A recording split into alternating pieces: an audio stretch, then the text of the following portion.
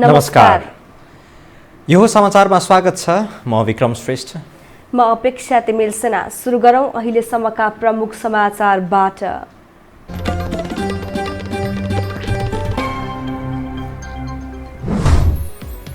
नेपालमा आज कोरोनाले 9 जनाको मृत्यु, 4047 संक्रमित थपिए। काठमाडौँका सबै सरकारी अस्पताल कोभिड उपचार केन्द्र।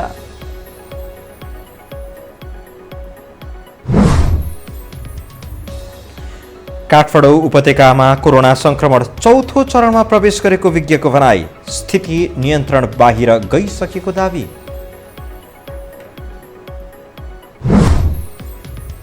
केन्द्रमा देखिएको नेकपा विवाद प्रदेशमा पनि। कर्णालीमा मुख्यमन्त्री विरुद्ध बहुमत सांसदको अविश्वास, दलका प्रमुख सचेतक फेरिए।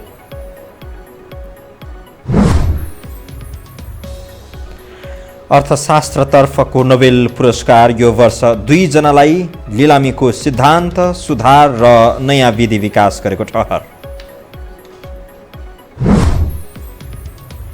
र आइपिएल अन्तर्गत आज रोयल च्यालेन्जर्स बेंगलोर र कोलकाता नाइट राइडर्स बीच प्रतिस्पर्धा। दुवै जित निकाल्ने दाउमा।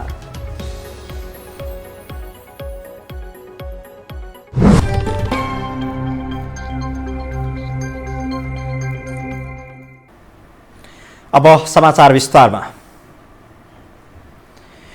नेपालमा आज कोरोना संक्रमणका कारण थप 9 जनाको मृत्यु भएको छ। स्वास्थ्य तथा जनसङ्ख्या मन्त्रालयका अनुसार 24 घण्टा यता 7 पुरुष र 2 महिलाको मृत्यु भएको हो।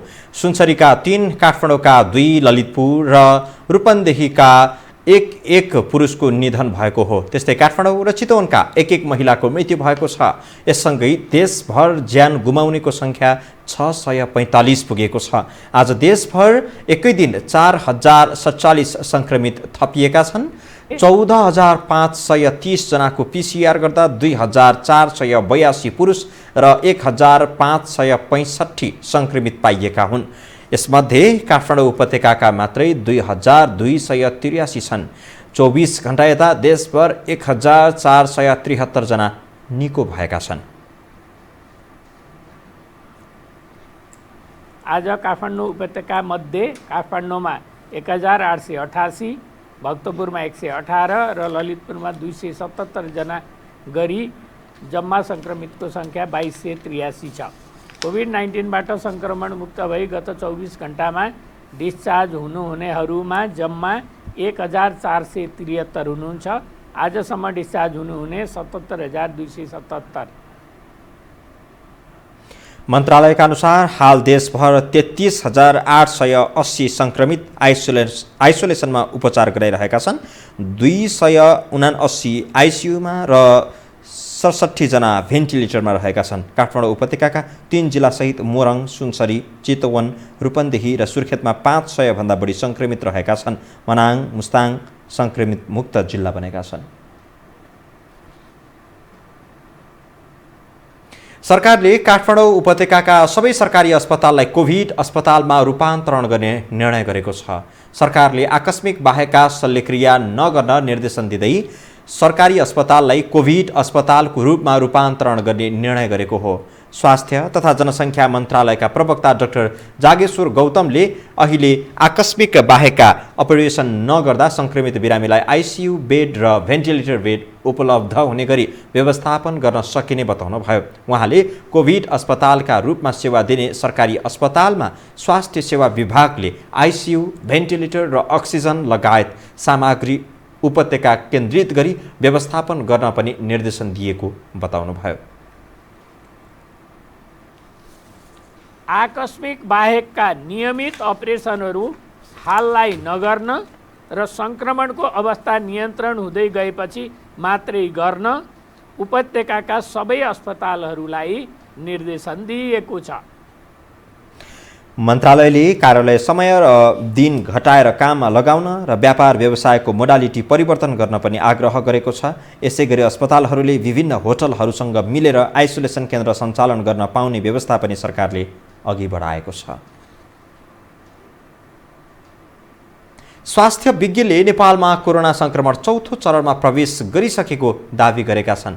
आज संवाददातासँग कुरा गर्दै भाइरोलोजिस्ट डाक्टर बाबुराम मरासिनीले काठमाडौँ उपत्यकाको सङ्क्रमण चौथो चरणमा प्रवेश गरेको बताउनु भएको हो।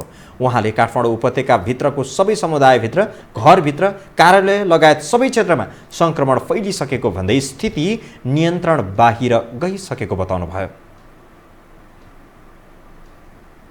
होइन, अनि समुदायमा सबैतिर पसिसक्यो। त्यो हिसाबले हेर्दाखेरि चाहिँ अब यो हामी चाहिँ काठमाडौँ बाहिरको त अहिले अझै यो चाहिँ स्पष्ट छैन। काठमाडौँभित्र चाहिँ चौथो चरणमा प्रवेश गरिसक्यो।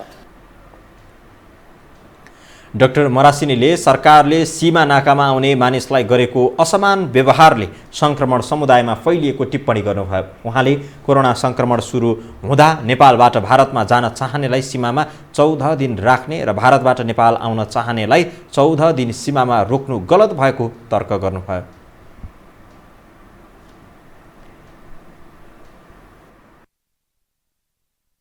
नेपालका मान्छे नेपालतिर, भारतका के अरे नेपाल आउने पनि भारततिरै बस, नेपालबाट जाने पनि नेपालतिर बसेर अव्यवहारिक निर्णय गरेको। त्यो अव्यवहारिक निर्णय गर्नु हुँदैन थियो, किनभने त्यो 10 गजा छ, 10 गजा अगाडि 14 दिन क्वारेन्टाइनमा बसेको पनि अन्तर्राष्ट्रिय नियमअनुसार त्यो 10 गजा क्रस गर्न बित्तिकै फेरि पारी गरेर 14 दिनमा त्यो क्वारेन्टाइन बस्नुपर्छ। त्यो मान्दैन, त्यो कानुन भने कानुन। डाक्टर मरासिनीले कन्ट्र्याक्ट ट्रेसिङ राम्रोसँग नगर्ने र स्वाब सङ्कलन गरेपछि 9-10 दिनसम्म परीक्षणको नतिजा नदिने प्रवृत्ति पनि गलत भएको बताउनुभयो। यसले पनि समुदायमा सङ्क्रमण फैलन सहयोग पुर्याएको उहाँको दाबी छ।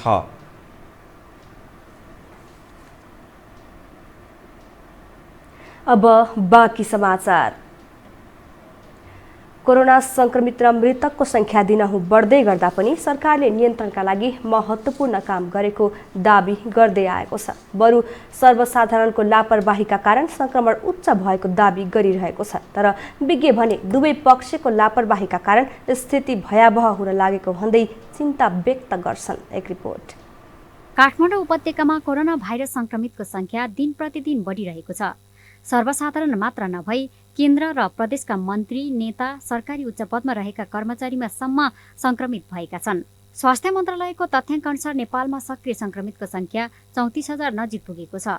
सरकारले भने सर्वसाधारणको लापरवाहीका कारण संक्रमण बढेको तर्क गरिरहेको छ। विशेष गरी काठमाडौँ उपत्यकामा संक्रमितहरूको उपचार व्यवस्थापन गर्न थप चुनौती बढेको अवस्था छ। यही तरिकाले संक्रमण बढ्दै जाने हो भने अस्पतालले यो भार थाम्न सक्दैन। स्वास्थ्य मन्त्रालयले आफ्नो अकर्मण्यताको दोष सर्वसाधारणमाथि थुपारिरहँदा विज्ञ भने सरकारको कार्यशैलीप्रति सन्तुष्ट नभएको बताउँछन्। उनीहरू अहिले भइरहेको लापरवाहीले अब भयावह स्थिति आउने चेतावनी दिन्छन्। सर्वसाधारण पनि सरकारले कोरोना संक्रमण फैलिरहँदा लापरवाही गरेको तर्क गर्छन्। लकडाउन गर्नुपर्ने समयमा खुलेआम हटाएर गलत गरेको उनीहरूको भनाइ छ। यसमा दुवै थरी उत्तिकै दोषी देख्छु मेरो आफ्नो धारणा अनुसार। किन भन्नला भने सरकारले पनि चाहिँ तपाईँको जुन लकडाउन गर्नु नपर्ने टाइममा गरिदियो, अब अहिले आएर चाहिँ तपाईँको चाहिँ कोरोना बेसगरी फैलियो। त्यही कारणले जस्तो मेरो आफ्नो चाहिँ पर्सनल भ्यू चाहिँ त्यस्तो लाग्छ। र सर्वसाधारण पनि त्यत्तिकै दोषी छन्। यस्तो कोरोनाको टाइममा पनि यहाँ 20%ले चाहिँ मास्क लाएको छैन। अब पहिला जम्मा 2 जना हुँदाखेरि लकडाउन गर्यो, गर्नै पनि आवश्यक थिएन। जनतासँग सल्लाहलाई पनि विज्ञसँग लिनु पनि लिएन होला नि त। अनि अब अहिले देशमा भयावहको अवस्था आउँदा नि सहनु परिरहेको छ। लकडाउन गर्नै पर्ने थिएन। जम्मा 2 जनालाई भइरहेको देशमा, त्यो पनि आयोजित, यहाँबाट उत्पादित थिएन। अनि अब उनीहरूले चाहिँ अब लकडाउन गर्थे हावामा। अनि यो देश र जनताप्रति त्यति ध्यान दिएको जस्तो लागेन होइन। सरकारले अलि सोध्नु पर्ला। अब सरकारको कमाउ धन्दातिर हो के हो है। विशेष गरी काठमाडौँ उपत्यकामा संक्रमण उच्च बन्दै गर्दा रोकथामका लागि पर्याप्त पहल गर्न नसकेको सरकारले स्वीकार गरिसकेको छ। त्यसैले पनि सर्वसाधारणको तहबाट सचेत अपनाउन आवश्यक छ। यो हो टेलिभिजनका लागि क्यामेरामा सिरज श्रेष्ठका साथमा लीलामाया ठटाल, काठमाडौँ। सत्तारूढ दल नेपाल कम्युनिस्ट पार्टी नेकपाका केन्द्रीय नेताबीच बढेको मतभेदको असर प्रादेशिक तहमा समेत देखिएको छ। कर्णाली प्रदेशका मुख्यमन्त्री महेन्द्र बहादुर शाहीलाई नेकपाकै बहुमत सांसदले अविश्वासको प्रस्ताव दर्ता गराएपछि यसलाई केन्द्रीय विवादको प्रभावका रूपमा बुझिएको हो। एक रिपोर्ट। गत असारदेखि चुलिएर केही समाधानको दिशामा अघि बढेको नेकपा विवादको असर तल्लो तहमा समेत देखिन थालेको छ। कर्णाली प्रदेशका मुख्यमन्त्री महेन्द्र बहादुर शाही विरुद्ध आफ्नै दलका बहुमत सांसदले अविश्वासको प्रस्ताव दर्ता गराएपछि त्यसलाई केन्द्रकै विवादको असरका रूपमा लिइएको हो। शाहीले कामका रहे सन्तोषजनक नभएको भन्दै गुलाबजंग शाहलाई प्रमुख सचेतकको जिम्मेवारीबाट समेत हटाएका छन्। पूर्व माओवादी निकट शाही विरुद्ध पूर्व एमाले खेमाले मात्रै होइन, पूर्व माओवादीकै नेताहरूले समेत अविश्वास व्यक्त गरेका छन्। संसदीय दलको नेतामा शाही निर्वाचित भएको लामो समय बितिसक्दा पनि पार्टी र सरकारको कामकारबाही फितलो भएकाले अविश्वासको प्रस्ताव दर्ता गर्नु परेको सांसदको टिप्पणी छ। र यो प्रदेश सभाभित्र भएका गतिविधि र प्रदेश सभा अन्तर्गत हामीले निर्माण गरेको सरकारले 2.5 वर्षसम्म काम गरेका आधारबाट बाँकी कुरा हाम्रा तपसिलका छन्, नेता हाम्रा तपसिलका छन्, पक्षधर्ता हाम्रा तपसिलका छन् वा यथावत छन्। तर कर्णालीको जे विद्यमान अवस्था छ त्यो विद्यमान अवस्थामा हामी 18 जना माननीय सदस्यहरू साझा मतका साथ एक ठाउँमा उभिएको अवस्था हो। हस्ताक्षर गर्नेमा पूर्व एमालेका 15 र पूर्व माओवादीका 3 गरी 18 जना रहेका थिए। अविश्वासको प्रस्ताव दर्ता गराउने मध्येका एक यामलाल कणेल केपी ओली निकट मात्रै नभएर मुख्यमन्त्रीका आकांक्षी समेत रहेका थिए। पार्टीको नेतृत्व विभाजन भएपछि तल पनि त्यसको असर देखिएको टिप्पणी समेत हुन थालेको छ। तर पूर्व माओवादी निकट कतिपय नेताले भने मुख्यमन्त्रीको प्रलोभनमा परेर सांसद कणेलले अरूलाई पनि हस्ताक्षर गर्न प्रेरित गरेको बताएका छन्। तर विज्ञहरूले भने यसलाई शीर्षस्थ नेताहरूबीच बढेको विवादको परिणामको रूपमा अर्थ्याएका छन्। प्रचण्डको भाषा बुझ्दा उनले चाहिँ त्यो फिर्ता लिदिन प्रधानमन्त्रीलाई अनुरोध गर्नुभयो अरे भन्ने छ। अब प्रचण्ड साँच्चै प्रचण्ड भए त यसको ठिक तरिकाले उनले जवाफ दिनुपर्ने हुन्थ्यो। यसरी अनुनय विनय गर्नुपर्ने खालको यो विषय होइन, किनभने केपी ओलीकै समूहको मान्छेहरूले त्यो गरेको भन्ने छ। अब केपी ओलीले चाहिँ यहाँको केन्द्रको झगडा तल लगेर समस्यालाई विकसित गराउन पो यो प्रपञ्च गरेको हो कि केही पनि भन्न सकिँदैन। एउटै आश्चर्यको विषय के छ भने प्रचण्ड आखिर यति लाचार किन छन् यो राज्य संरचनामा। यसैबीच नेकपाका अध्यक्ष पुष्पकुमार दाहालले प्रधानमन्त्री समेत रहेका अर्का अध्यक्ष केपी शर्मा ओलीलाई कर्णालीमा उत्पन्न विवाद समाधान गर्न आग्रह गरेका छन्। सोमबार भएको भेटमा दाहालले कर्णालीमा भएको घटनाले पार्टी एकताको मर्म विपरीतको निर्णय भएको भन्दै तत्काल घटना मिलाउन आग्रह गरेका हुन्। यो हो टेलिभिजनका लागि कान्ति न्यौपानेको रिपोर्ट। हामीसँग समाचार अझै बाँकी छन्, अहिलेलाई विश्राम।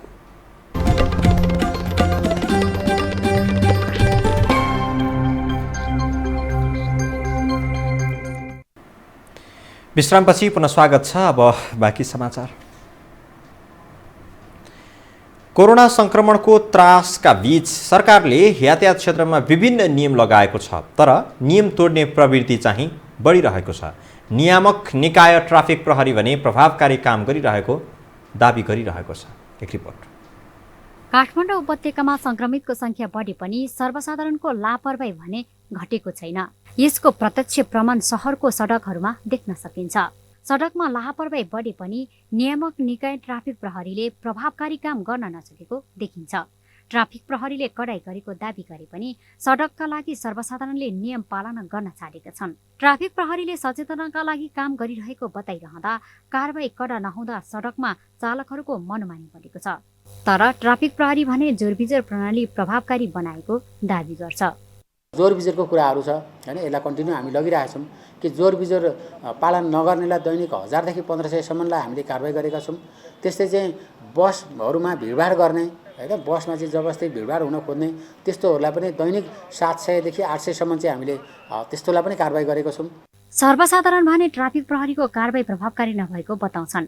सार्वजनिक यातायातमा मनोमानी रूपमा यात्रु चढाउने र भाडा भने अतिरिक्त 50% लिने प्रवृत्ति मौला रहेको उनीहरूको भनाइ छ।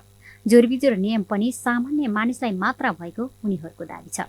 अब यहाँ कोही अब सरकारी भन्छन्, सरकारी हुनेलाई चाहिँ हैन छोड्ने, बिजोर हुनेको पनि अब हाम्रो अब सरकारी जागिर नहुने भन्दैमा हामीलाई चाहिँ त्यस्तो राख्न त नमिल्ने हो। खासमा जोरवाला चलेको रहेछ, तर बिजोर भए पनि बाध्यतावश म चाहिँ घर जानको लागि यहाँ आएको होइन। अलिकति त्यो चाहिँ समस्यामा आपतकालीन भन्ने हुन्छ नि, आपतकालीनको लागि मात्र मैले युज गर्न खोजेको हो।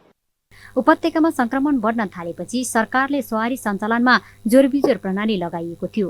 लकडाउन र निषेधाज्ञा हटे पनि यातायातमा लागेको जोरबिजोर हटेको छैन। नियमन नहुँदा सरकारले यसको प्रभावकारिताको पुष्टि गर्न सकेको छैन।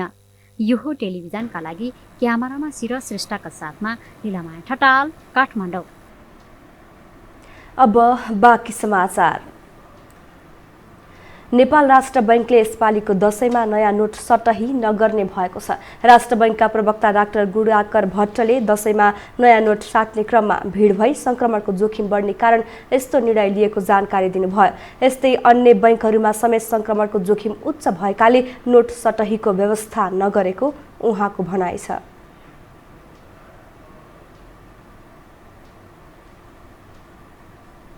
पंक्तिबद्ध बनाइकन सर्वसाधारणलाई नयाँ नोट सटहीको सुविधा उपलब्ध गराउँथ्यौँ, त्यो अहिले गर्न सकिने अवस्था छैन।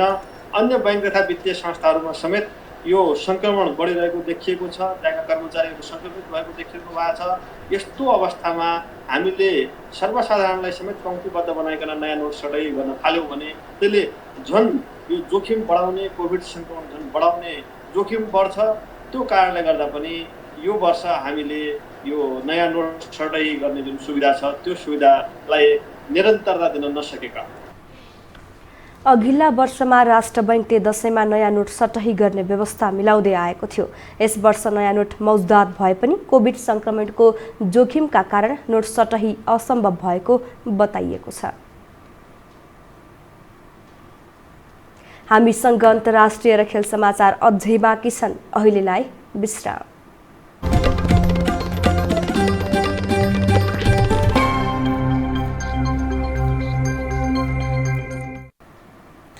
विश्रामपछि पुनः स्वागत छ। अब अन्तर्राष्ट्रिय समाचार।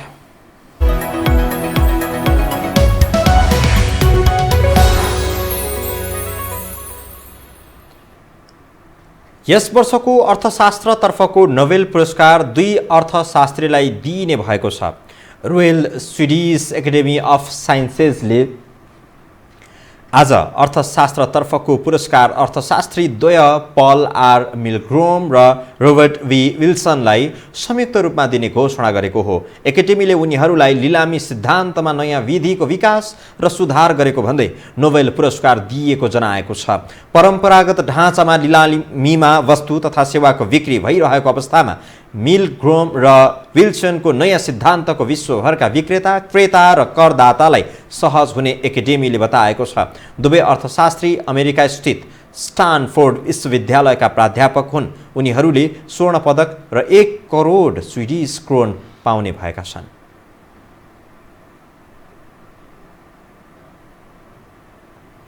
बङ्गलादेशमा बलात्कार अपराधमा अधिकतम सजायको रूपमा मृत्युदण्ड दिने व्यवस्था गरिने भएको छ। सञ्चार माध्यमसँग कुरा गर्दै कानुन मन्त्री अनिसुल हकले संशोधित कानुन राष्ट्रपतिबाट भोलि जारी हुने र तत्काल लागू गरिने जानकारी दिएका छन्। गत साता 1 महिनाको सामूहिक बलात्कार गरिएको भिडियो सामाजिक सञ्जालमा भाइरल भएपछि देशव्यापी विरोध प्रदर्शन सुरु भएको थियो। महिला अधिकारको क्षेत्रमा कार्यरत सङ्घ संस्था र सर्वसाधारणले राजधानी ढाकामा प्रदर्शन गरेका थिए। प्रधानमन्त्री शेख हसिनाको नेतृत्वमा आज बिहान बसेको मन्त्री परिषदको बैठकले कानुन संशोधन गर्ने प्रस्ताव स्वीकृत गर्दै अध्यादेशबाट नयाँ कानुन ल्याउने निर्णय गरेको हो।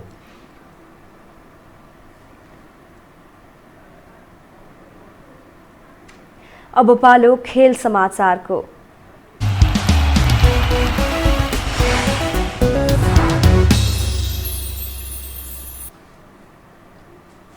नेपाल क्रिकेट संघ क्यानको वार्षिक साधारण सभा स्थगित भएको छ। असोज 28 र 29 गते बस्ने तय भएको क्यानको वार्षिक साधारण सभा अर्को महिनासम्मका लागि स्थगित भएको हो। क्यानका अध्यक्ष चतुर बहादुर चन्द र सचिव अशोकनाथ प्याकुरेललाई कोरोना संक्रमण भएका कारण साधारण सभा सारिएको हो।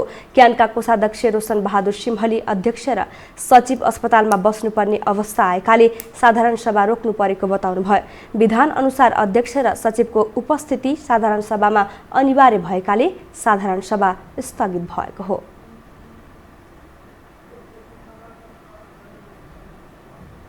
युएईमा जारी 13औं संस्करणको इन्डियन प्रिमियर लिग आइपिएल अन्तर्गत आज रोयल च्यालेन्जर्स बेङ्गलोर र कोलकाता नाइट राइडर्स बीच प्रतिस्पर्धा हुँदैछ। शेख जायद क्रिकेट स्टेडियममा हुने दुई टोली बीचको खेल अहिले केही बेरमा सुरु हुनेछ। लिगमा 6 खेल खेलेको बेङ्गलोर 8 अङ्क सहित तालिकाको 4औं स्थानमा छ। समान खेल खेलेको कोलकाता तालिकाको तेस्रो स्थानमा छ। विराट कोहलीको कप्तानीमा रहेको बेङ्गलोरले यो सिजन आइपिएलमा उत्कृष्ट प्रदर्शन गरिरहेको छ। यता दिनेश कार्तिकको कप्तानीमा रहेको कोलकाताले पनि यो सिजनमा उत्कृष्ट प्रदर्शन गरिरहेको छ।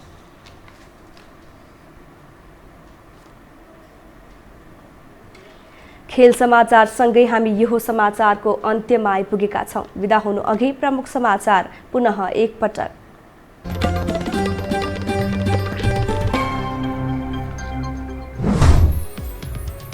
नेपालमा कोरोनाले आज 9 जनाको मृत्यु, 4047 संक्रमित थपिए। काठमाडौँका सबै सरकारी अस्पताल कोभिड उपचार केन्द्र।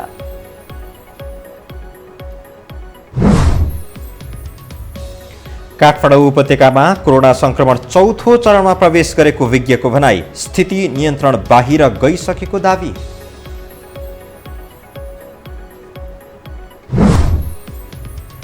केन्द्रमा देखिएको नेकपा विवाद प्रदेशमा पनि। कर्णालीमा मुख्यमन्त्री विरुद्ध बहुमत सांसदको अविश्वास, दलका प्रमुख सचेतक फेरिए।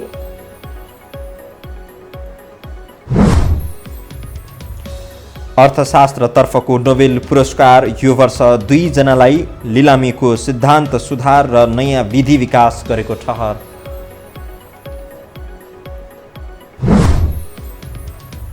र आइपिएल अन्तर्गत आज रोयल च्यालेन्जर्स बेङ्गलोर र कोलकाता नाइट राइडर्स बीच प्रतिस्पर्धा हुँदै दुवै जित निकाल्ने दाउमा।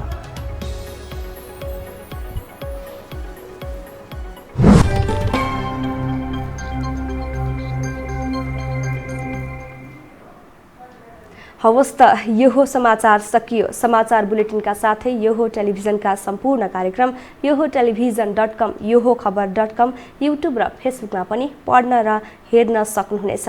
मोबाइलमा यो टिभी एप डाउनलोड गरी हामीलाई प्रत्यक्ष हेर्न सक्नुहुनेछ। तथ्यसहितको निष्पक्ष समाचारका लागि हेर्दै रहनुहोला यो टेलिभिजन। नमस्कार।